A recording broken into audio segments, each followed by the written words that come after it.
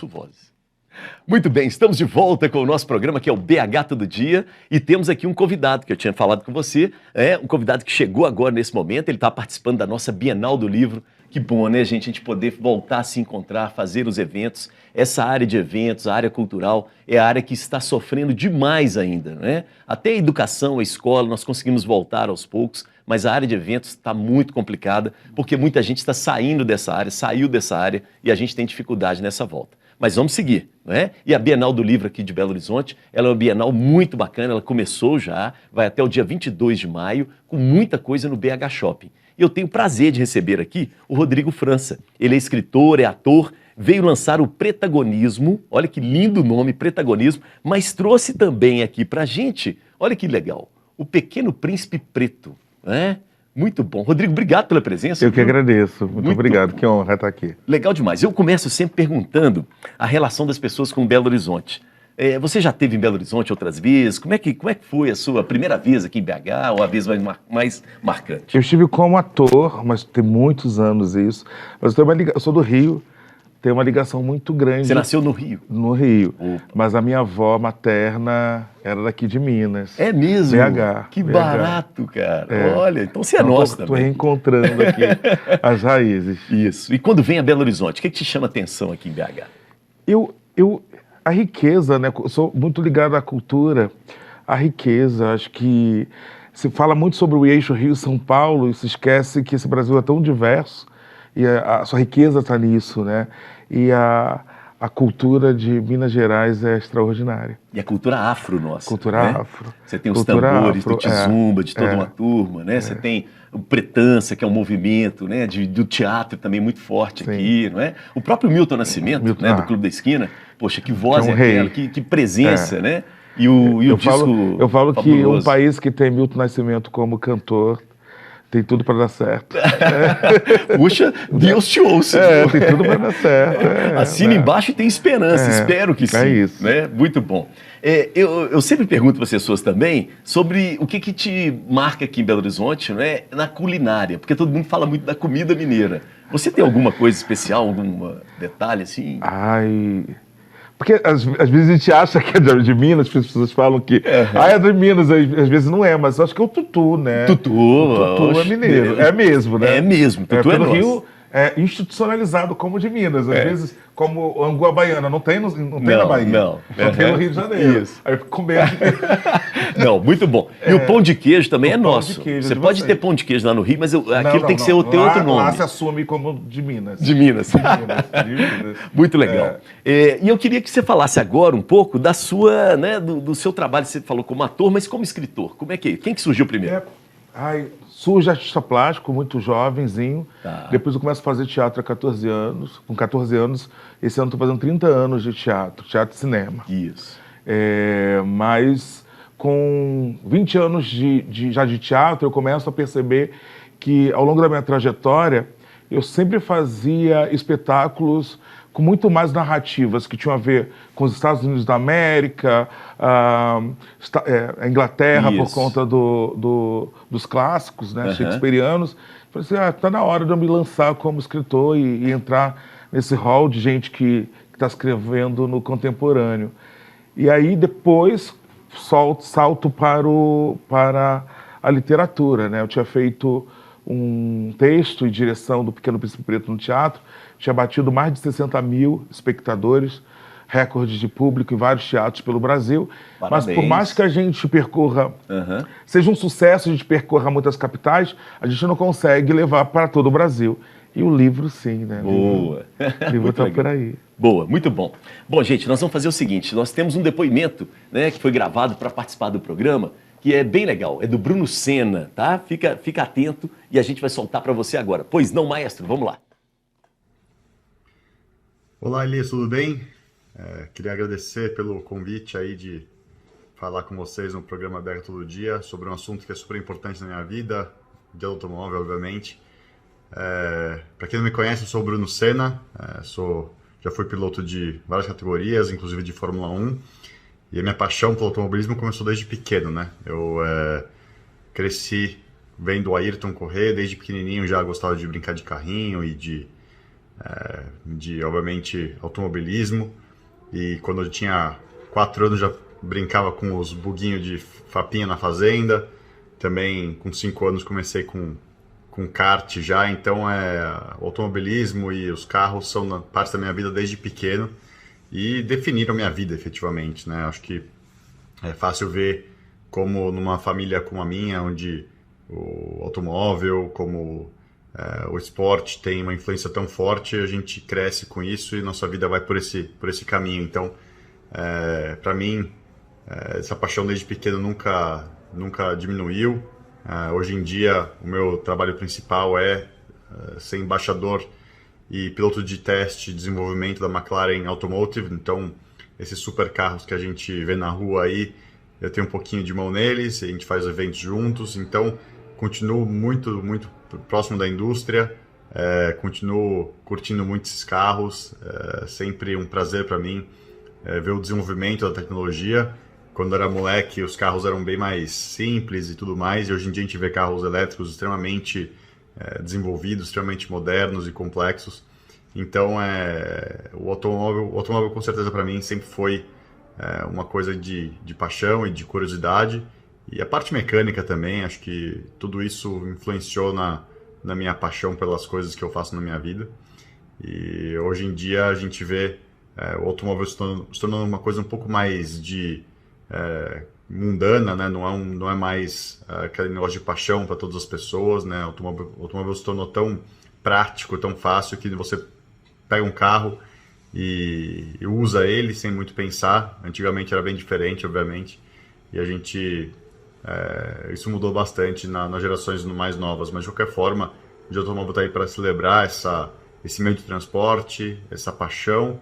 E acho que tem muita gente ainda da minha idade, mais nova, mais velha, que ainda curte muito esses brinquedos que a gente tem. Espero que continuem por muito tempo ainda, né? Com tecnologias novas, influenciando o nosso estilo de vida aí pela frente. Muito bom. Obrigado, Bruno, pelo seu depoimento, né? Ele é sobrinho do Ayrton Senna. E agora a gente vai voltar com o Flávio. Porque, Flávio, a gente está falando aqui com um escritor, que é o Rodrigo, que chegou aqui agora. E você, além de jornalista, também é escritor. E eu queria que você falasse um pouco, né? Principalmente do seu livro, da motivação, assim, para a gente entrar um pouco no automobilismo. Imola, 1994. Vamos lá, Flávio. Bom, boa noite ao Rodrigo, também mais um convidado aqui. E o Bruno, né? Puxa vida, eu vi o Bruno correndo, tinha 5, 6 anos de idade, 8, sei lá, 1991, na inauguração do kartódromo do Ayrton Senna, lá em Tatuí. Opa. E você sabe que o Bruno, ele durante muitos anos, a família não quis que ele corresse, né, por causa da morte do Ayrton e tudo, mas depois ele fez uma carreira bastante sólida. Eu só achei engraçado quando ele falou assim, esses super carros que a gente vê rodando por aí, eu nunca vi um McLaren rodando por aí. Eu não sei por onde ele está andando, né? Por onde que ele anda. Ele é muito importante. Esses carros hoje são esses super carros, né? Vou te convidar para ir lá na Vanguard, viu? O Rodrigo está ali, o outro Rodrigo, ele vai te convidar. Não tem nem roupa. Não. A gente empresta uma roupa. Vai com a camisa do Galo, que tá bom demais. Os carros, estava vendo vocês falando aí de carro elétrico e tudo mais. Enfim, tem muita coisa bacana para a gente falar sobre isso também depois, se der tempo. Mas sobre livro, olha, Elias, eu tenho já alguns livros publicados. Esse livro, Imola 1994, é um livro que eu escrevi no ano passado, em 3 meses. É um livro que a minha história pessoal de jornalista, cobrindo Fórmula 1, eu continuo trabalhando com Fórmula 1, faço coberturas de Fórmula 1 ainda, mas durante 18 anos eu viajei, né, para todas as corridas. Eu fui repórter de Fórmula 1 da Folha de São Paulo, da antiga Rádio Jovem Pan, que não é isso que é hoje, né, era uma emissora muito importante aqui em São Paulo, da Rádio Bandeirantes. Eu tenho um site chamado Grande Prêmio, que é o maior site de automobilismo do mundo em língua portuguesa e tudo mais. Então eu tenho uma vivência muito grande nessas coberturas, né? E esse livro ele acaba com a cobertura da corrida de Imola em 1994, o Grande Prêmio de San Marino, que tragicamente marcado pelas mortes de 2 pilotos, né, do Roland Ratzenberger e do Rubens, o Rubens sofreu um acidente fortíssimo, o Rubinho, na sexta-feira, e a morte do Ayrton Senna. Em Imola, essa foto que vocês veem na capa aí, por exemplo, é uma foto, estamos falando de 94, né? Ninguém tinha celular com máquina digital, câmera digital. Que foto, hein? Foi a única foto que eu tirei do lugar onde bateu o carro na segunda-feira, dia 2 de maio. Essa foto foi tirada no dia 2 de maio de 94, na curva Tamburello, exatamente no ponto. A gente vê ali até as marcas dos pneus, né? Na mureta, e as pessoas já acorrendo a esse local, quase como um local de romaria, né, para ver onde morreu o Senna e tudo mais. Então é um livro de jornalismo, basicamente. Foi um livro que eu lancei pela Gulliver Editora, que é uma editora aí de Minas, né, de Divinópolis, e que foi um grande sucesso, porque a gente sabe, o Rodrigo, que está começando agora a escrever, vai se defrontar com essa realidade rapidamente. Vender livro no Brasil é muito difícil, né? Hoje em dia, no Brasil, um livro que venda 3.000 exemplares é considerado já quase um best-seller, né? E nós estamos falando de números que, perto dos números gerados hoje pelas grandes plataformas, redes sociais e tudo mais, são números irrisórios, né? 3.000 livros é quase nada. A Anitta fala oi, ela tem 30 milhões de pessoas vendo ela falando oi, né? E a gente, para vender 2, 3, 4 mil livros, a gente faz um esforço sobre-humano. E esse livro teve uma vendagem boa, passou dos 5.000 exemplares. É um livro de nicho, né, para quem gosta de automobilismo, para quem gosta de jornalismo, basicamente.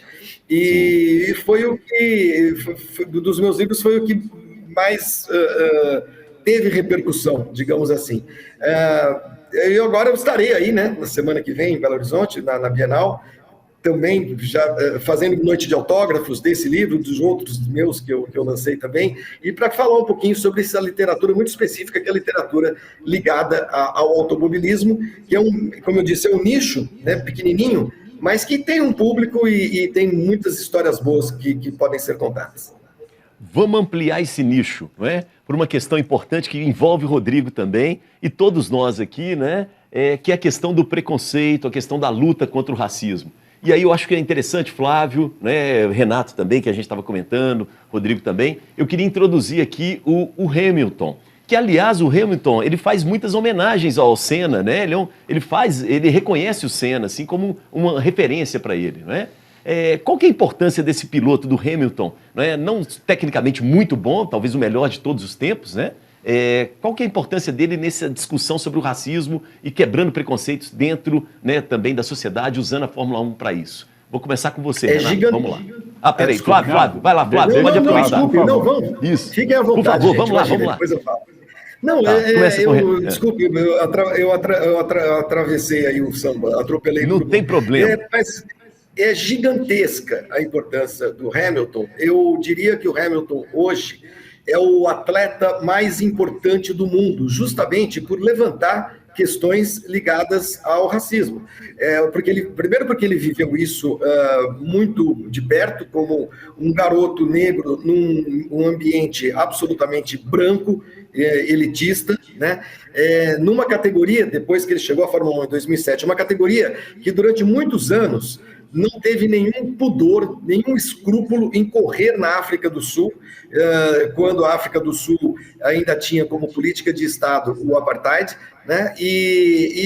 Principalmente a partir de 2020, o Hamilton passou a levantar essa bandeira, né?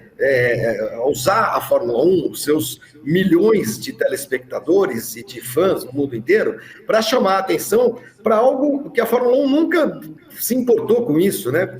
A Fórmula 1 nunca se importou com nada, para falar a verdade.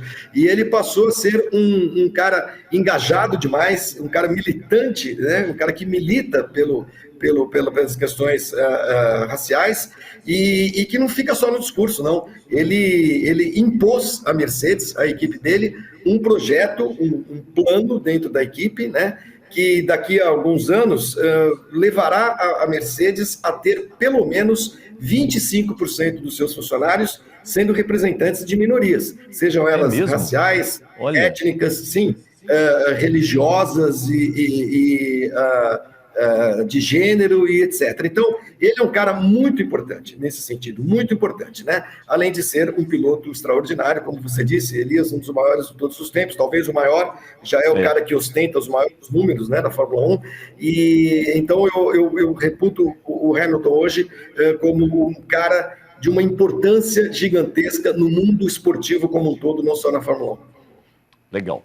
Vamos lá. Renato, entra um pouco nessa questão, depois o Rodrigo comenta. Fiquem à vontade, viu, gente? Tá? O Flávio, isso. Assino tudo que ele falou. O Hamilton é incrível. E eu queria, ao invés de repercutir em cima do que ele comentou, só acrescentar um ponto, porque a NBA foi outra entidade, colocar assim, que foi muito importante. Os jogadores se uniram para combater o racismo. Não, a rodada parou, eles pararam a NBA por conta disso. Milhões e milhões de patrocínio, né? Essa coisa toda. E a gente em pleno governo Trump, né? Sem apoio nenhum. E o ato simbólico que começou no futebol americano de um jogador se ajoelhar, negro, se ajoelhar e erguer o punho durante o hino dos Estados Unidos. Então isso foi uma coisa simbólica muito forte que repercute no mundo inteiro. E isso não pode parar. Isso tem que continuar sendo trabalhado, porque o racismo não pode existir. Racismo é crime no Brasil e em outros lugares do mundo. E a gente vê, poxa, como a gente já evoluiu e como a gente tem espaço para evoluir, né? Então, vamos lá, Rodrigo. Não é fácil, né, se posicionar, né, no esporte, na arte. É um ato de coragem, né? Principalmente o que eu enxergo, todas as pessoas que chegaram num patamar que podem se posicionar, devem, né? Eu sou sempre a favor do que Nina Simone falou em relação ao artista. O artista deve refletir o seu tempo, né? Assim como o desportista, assim como qualquer pessoa. São formadores de opinião, né? Qualquer pessoa que de uma certa forma pode modificar essa estrutura. Eu respeito muito aquelas pessoas que não podem. Sim, né? Tem gente que não pode, cada um sabe onde aperta o seu cinto. Mas na medida que você já galgou tantos espaços, né, é tão mais fácil você receber sim do que não, por que não falar? Por que não tocar? Né? Na medida que você tem o poder do contrato, de assinar o cheque, por que não provocar que a sociedade modifique? Né? E assim, imagina, pro Hamilton não deve ser muito fácil, não. Nossa, não, imagina. Não deve. Não, que dirá, quieto, né? Que dirá um jovem que está começando. Né? Recentemente, ele começou a ser punido por símbolos, porque na verdade é isso, né? Quando não pode usar anel, não pode usar brinco, né? Começam a minar para que símbolos a partir da sua luta sejam exterminados. Mas é importante que ele continue, porque nada mais do que representatividade, nada mais do que exemplificações. Um jovem que está assistindo olha e fala... Opa, eu me identifico. Eu me identifico. Eu passo por isso. Eu acho que é errado assim. Se ele pode, eu posso. Não é bem assim. Não é, né? Mas eu vou batalhar para que um dia eu Legal que possa. você falou. Né? Legal. A gente tem que pé no chão, né? Cada um sabe o seu limite em relação à luta, né? Mas é importante sinalizar que qualquer esforço é esforço. Todo esforço ele é necessário, mesmo que num olhar seja mínimo, uma camisa, um gesto. Né? Nesse mundo de redes sociais, uma postagem, né? E às vezes uma provocação política dentro da sua estrutura de falar, olha, a gente precisa de diversidade na empresa. Muito, muito legal. É interessante porque hoje é o dia do automóvel, 13 de maio. Mas hoje é o dia da abolição da escravitura. Que é polêmica. Inclusive, né, boa parte do movimento negro, né, não considera esse um dia para ser comemorado. Você concorda? Porque a gente pensa assim, e o 14 de maio, o dia seguinte? Né? Que abolição é essa? Principalmente quando a gente fala sobre narrativa. A gente acabou de falar sobre posicionamento, né? Então, narrativa é poder. Quem sempre contou essa história do 13 de maio? Né? Quem sempre foi a heroína, a redentora, e esquecendo diversos abolicionistas que lutaram, batalharam muito para a liberdade dos seus pares, né? Quando chegou o 13 de maio, muito mais de 900 mil escravizados já estavam com a sua liberdade a partir de políticas internas, de instituições de negritude que se organizavam para comprar alforria. E esses nomes como Lima Barreto, como diversos abolicionistas negros, nunca existiram nas narrativas existentes. Então a gente fala assim, 13 de maio, liberdade para quem, né? Qual é o contexto disso tudo? Se a gente ainda vive, por exemplo, em pleno 2022, escravidão, né? Quando a gente vê ainda nos números estatísticos relacionados à criminalidade, abandono, alcoolismo, empregabilidade, até mesmo analfabetismo, a população negra num traço menos, né? Quando a gente vai pensar no índice de desenvolvimento humano no Brasil, que mede saúde, educação, comparando negros e brancos, negros 15% inferior. Então, isso não é coincidência. Não é coincidência. Não é coincidência. Por isso, Protagonismos, no plural. Achei ótimo isso aqui. É o livro que você está lançando. Amanhã o lançamento? Amanhã é um lançamento aqui em BH, com muita honra. Né? Um livro que eu e o filósofo Jonathan Raimundo, a gente juntou, assim, muita gente boa. Não, essa capa é muito legal, cara. Olha aqui a diversidade que tem nessa capa. E é difícil, por exemplo, você encontrar uma capa de uma antologia rostos. Rosto, exatamente. Aí o design sempre vai falar assim, a gente também passou por isso, mas é muita gente, vai poluir, não sei o que e tal. Mas pensa só, uma livraria é uma vitrine, né? Muito legal isso. A gente vai sempre encontrar nessa estrutura racista pessoas negras no jornal, na relação à polícia, etc e tal, né? Porque isso também é narrativa. Quando a gente pode colocar a negritude num espaço de poder, que a gente sempre coloque. Muito bom. A capa é sua. Você tem que ocupar. É isso. A decisão é sua. Muito, muito bonito. Nossa, muito legal orgulho. Demais. Amanhã, que horas que é o lançamento? Amanhã, 7h, aqui na Bienal. A gente está trazendo também Eliana Alves Cruz, que é uma das maiores escritoras do país, né? Da geração pós-Conceição Evaristo. Maravilhosa. Mas é um livro, está no plural, porque... É isso, né? São muitos. Somos muitos. Acaba com aquela falácia, todos os negros são iguais, não somos diferentes de orientação sexual, de classe, de convicção política. Tem pessoas trans, tem pessoas cis e assim por diante. Legal demais. Muito bom. Muito legal. Fica atento, então, à Bienal do Livro, trazendo várias novidades, dentre elas essa com a presença do Rodrigo aqui. Mas antes da gente fechar esse bloco, eu preciso dar uma repercutida rapidamente com relação a Ayrton Senna. Aí eu queria começar contigo, Jorge. Imola, 1994. Você lembra desse momento, assim? O que você estava fazendo? Como é que foi? Eu me lembro, eu estava em Barbacena, na casa da sogra, assistindo a corrida. Era tradicional, no domingo, né? Isso, e na hora que o Senna bateu, ali eu já percebi que ele não tinha saída daquele carro ali, não. E me deu um choque, porque eu era fãzaço, era fã número 1 de carteirinha dele. E eu lembro, assim, até me emociona até hoje, até agora, lembrando desse momento. E o Hamilton, será que ele é o melhor de todos os tempos? Os números dizem. São, né? Nossa, é demais, né? E o ídolo dele era Ayrton Senna. Ayrton Senna, muito bom. Rodrigo, vamos entrar nessa. Ayrton Senna. Ayrton Senna é um ídolo nacional, né? Uma coisa inexplicável, assim, a paixão do brasileiro por ele, né? Eu me lembro desse dia também com muita tristeza. Eu estava em casa assistindo a corrida e veio aquela notícia triste, né? A gente lembra até do Galvão Bueno falando, né? Então foi realmente um dia uma semana inteira, né? Que parou o país até o corpo chegar. Sim, né? Aquela comoção nacional, realmente, assim, foi bem triste. Depois disso eu perdi um pouco a paixão pelo automobilismo, eu acompanhava todas as corridas, eu fui algumas vezes em São Paulo para ver o Grande Prêmio do Brasil, mas eu fui perdendo a paixão aos poucos, assim. Também o brasileiro foi perdendo a força no esporte, né? Isso. E eu fui me afastando, mas é aquilo que o Rodrigo falou, né? O seu xará, né? Representatividade. Se a gente não tem, né, um brasileiro, se a gente não tem um negro, né, se a gente não tem um gay ali, a gente não se representa, né? Não se sente representado. E a gente afasta, né? E a Fórmula 1, antigamente, da época do Senna, eu falo que é igual ao futebol, você não pode comparar né, épocas, né? Os verdade. motores eram outros, os carros eram outros, a tecnologia era outra.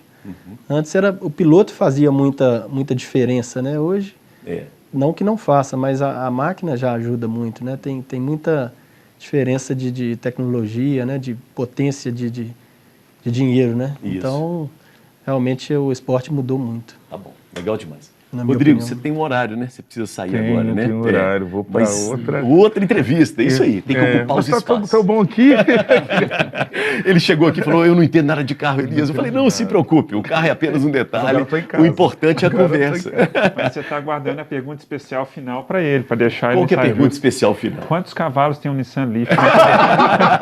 Só sai daqui se responder corretamente. Segundo o Não, site a de internet não pesquisa. pega bem aqui, não vai dar. Rodrigo, muito obrigado, viu, pela presença, obrigado. parabéns pelo trabalho, viu? E conte conosco, tá bom? Obrigado. Seja bem-vindo a Minas Gerais, sempre, tá? Obrigado. Legal demais. Gente, nós vamos encerrando esse nosso bloco e daqui a pouco o último bloco do nosso programa BH Todo Dia, tá bom? Valeu demais. Maestro, solta os comerciais.